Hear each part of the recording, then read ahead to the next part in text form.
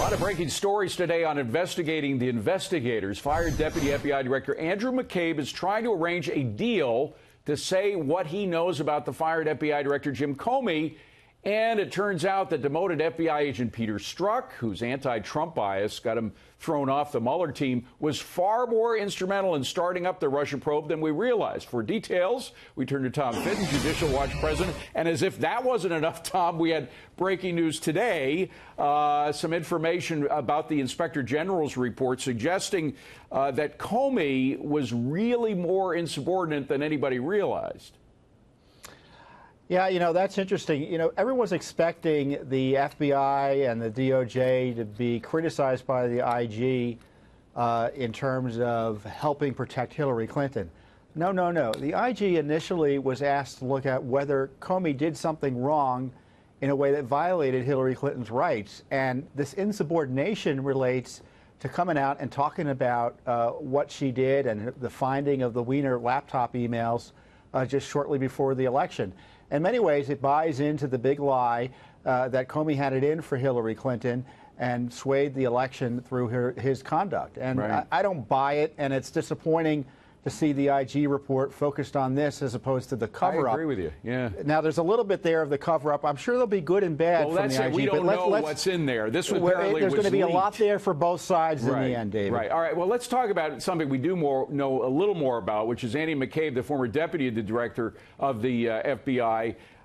He is negotiating, it appears, with Senator Grassley, who's one of the best informed senators about investigating investigators, as to whether he deserves some kind of immunity for testifying about what he knows about Comey and disputes they may have had. My suspicion is you would not be in favor of giving him immunity.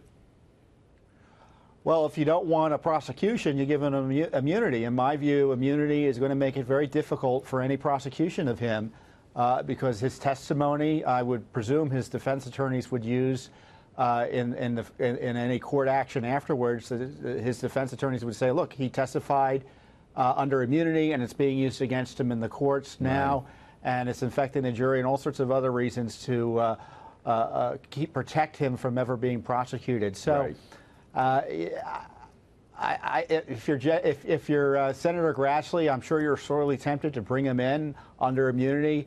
But in the interest of justice, and if you don't want to interfere with the prosecution, I would wait a little bit to see what the Attorney General and the wait for U.S. what Attorney Judicial in Watch D.C. turns wants. up as well. Quickly, I got to get to this Trump tweet last night because it's very intriguing. He talks about Peter Strzok, and we've been doing some investigation, how instrumental he actually was in starting the Russia investigation.